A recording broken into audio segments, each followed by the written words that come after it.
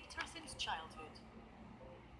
Females should have smooth, clean, clear of anything at all.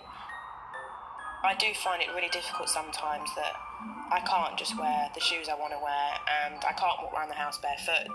I can't sleep without socks on. I can't do anything like that because my feet just won't allow me to do that. I've tried all the over-the-counter washes, rubs, roll-ons, creams, soaps, you name it. None of them work. I'd say every 4 to 6 months I have to buy a new pair of shoes because my feet are continuously wet. Then my feet rot the shoes. The time has come for Annette to put her best foot forward and meet Dr. Pixie at the clinic.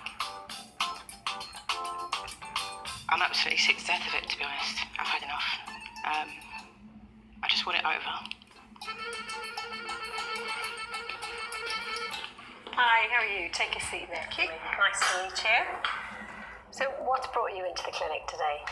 Basically, the problem is, in my hands and my feet, they seem to sweat excessively. My feet are a lot worse than my hands, hence the skin on the bottom of my feet sort of looks like it's rotting. It's very pitted, very bitty. The skin can get very sore and crack and bleed. Obviously, because my feet are always wet, they continuously smell. I've used emery boards on my feet to try and file the skin down. Razors to try and scratch the skin off so that it looks smooth and normal. Everything, really. Oh no! That's awful. You poor thing. Oh my God, well look, let's have a look at these feet, see if we can do something for you. Please, yeah. Okay. So you get quite bad holes and things in here, Yeah, don't you? it's sort of pitted. Yeah, my feeling is that you've probably got some bacteria in, forget the sweating problem. Okay. But actually what's happened is you've now got some bacteria in here that are making the whole thing... Rotting my feet away. They're rotting. They're putrefying, they're rotting. Yeah, Yeah. absolutely. There's a particular bacteria that you can often find in sweat called Corynebacteria, and it can be quite smelly, and it also causes a low-grade inflammation and infection. So I'm going to take a swab, all right, and then I'm going to take just a little scraping of your skin cells as well, and we'll get that off to the lab. Okay. I totally get what you're saying about the look of them and how they're uncomfortable. I totally get what you're saying about the smell of them, and I do not think there's nothing that we can do. I think we can help. Thank you. Annette has a really bad problem with hyperhidrosis. There may also be some bacteria or some fungi that are making the problem worse. Later, our microbiologist, Professor Val, will find out what nasty critters are living on Annette's feet.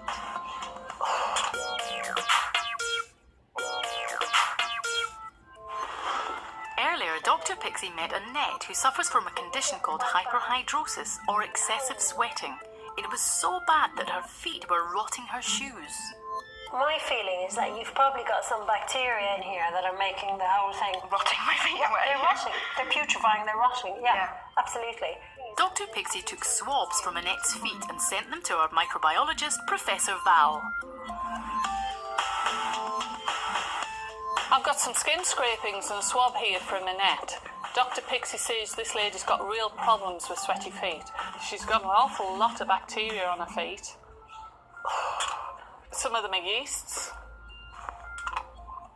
And also anaerobes. These all smell and they'll all contribute to a problem. I think Dr. Pixie will probably have to reduce numbers by giving us some topical treatments. For 2 weeks, Annette has been using antibiotic creams on her feet to kill off the bacteria. Since, obviously, I saw Dr. Pixie, the skin on my feet is a lot better. Been using the cream as I've been prescribed and the antibiotics. I can now bear to look at it a little bit more.